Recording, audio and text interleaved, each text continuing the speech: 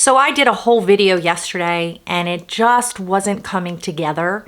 So I decided to give it another shot. I don't want to give up here. I'm still new at making these videos regarding conservative content. But I believe the Lord helped me to form my thoughts. I don't know how long this video is going to end up being, but I do have some things to share with you regarding 2020, the fact that this year is almost over in 2 weeks and we are starting a new year. And from what I gather, a lot of us are feeling many mixed emotions. This was a challenging year, probably the most challenging for those of us who are believers in understanding what God is doing. As we reflect on this past year and we prepare ourselves for 2021, I think it's safe to say that God is doing a new thing. And 2020 was a year of devastation for a lot of people. I know a lot of people struggled with loss, with sickness, losing loved ones, losing their jobs, their homes. I believe that God used 2020 to expose a lot of evil.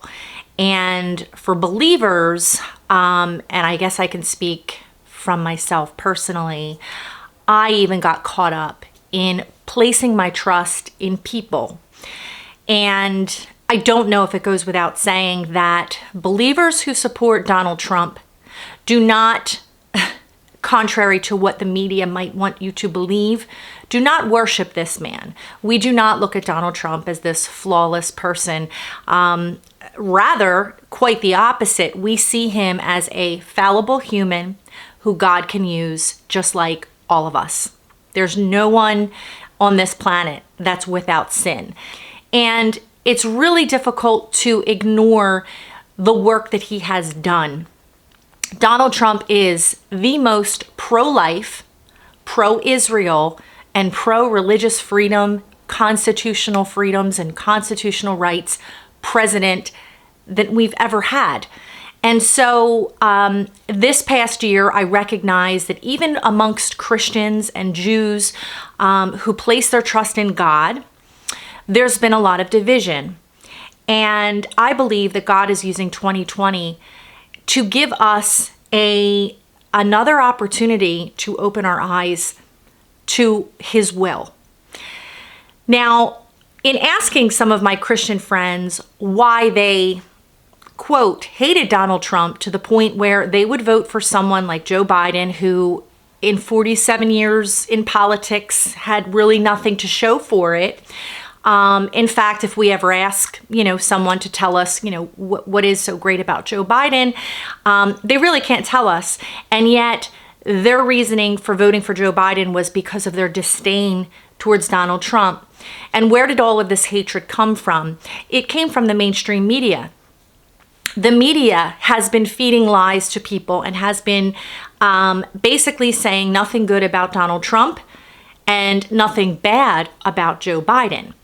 It's interesting because now all of a sudden the Hunter Biden story is now making headline news, yet before the election, it was being suppressed. Why is that?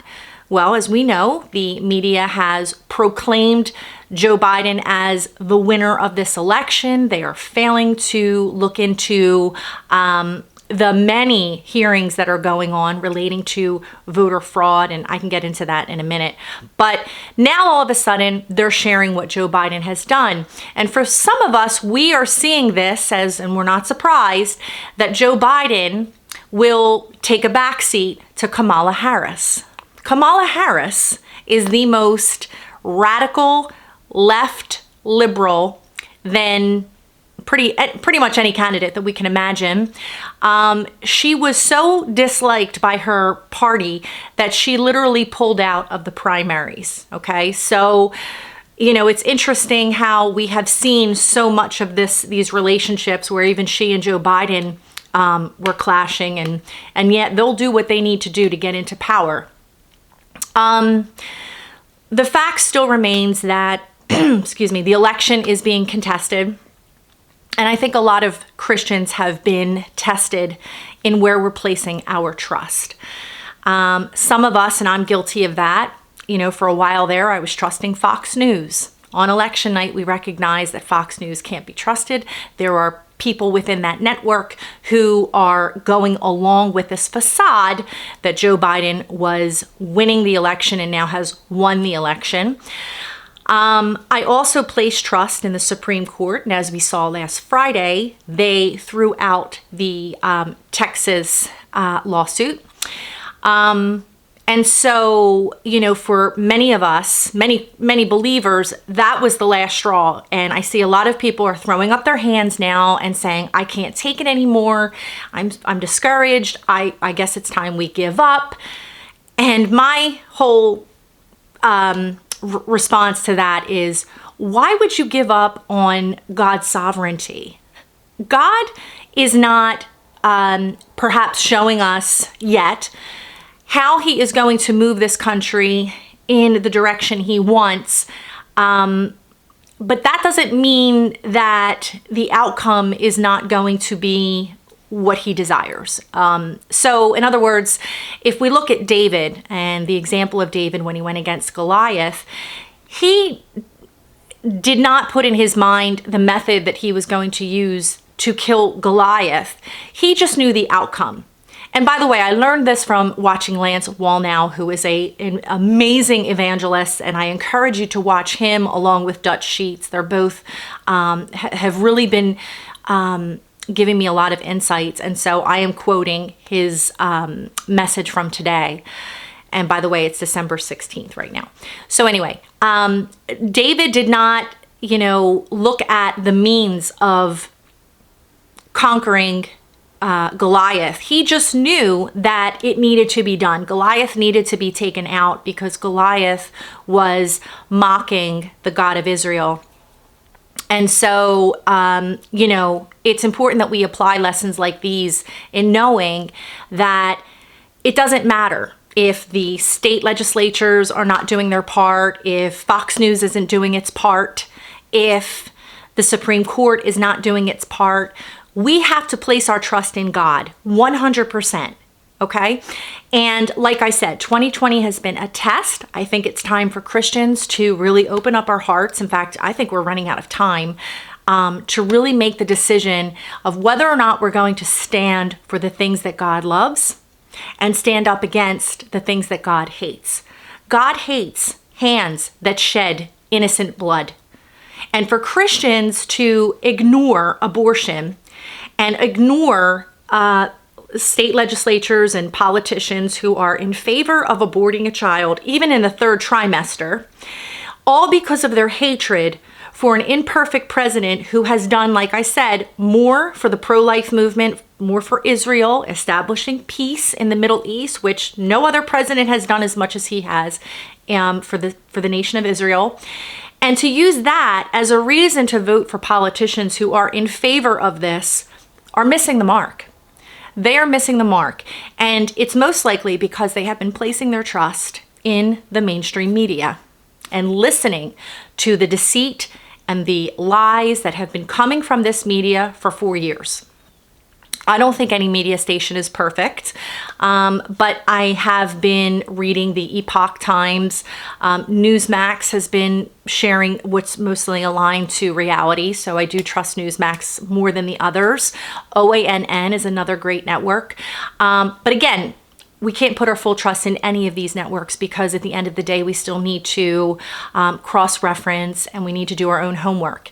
And I've said this from the beginning, rather than watch a summary of a press hearing or a summary of a hearing, watch the actual event because the news media is very biased and they're going to give you their spin on it. Keep watch these next several weeks. God is going to do something amazing. 2020 was a year of exposing a lot of this evil. Most of us have seen it from the beginning. Some of us are just starting to recognize that something's not adding up now with the election and everything that's going on. But I believe that God in his infinite mercy is still giving Christians and Jews an opportunity to wake up and to open their hearts, get on your knees, and pray for God's truth. Because it's not coming from the mainstream media. And we need to prepare ourselves for what's going to be happening in the next few weeks. Friends, this is not over. Joe Biden is not the president.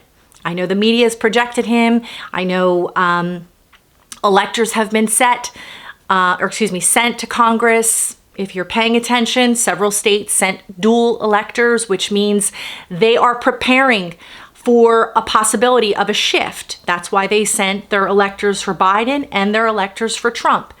A recent audit in Wisconsin just exposed the Dominion software and how it is set to intentionally switch votes.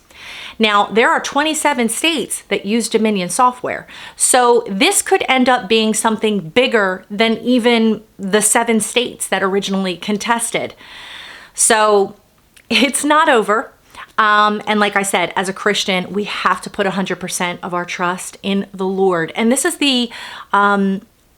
where, 2020, I believe, is also not just exposing evil, but God is testing his believers.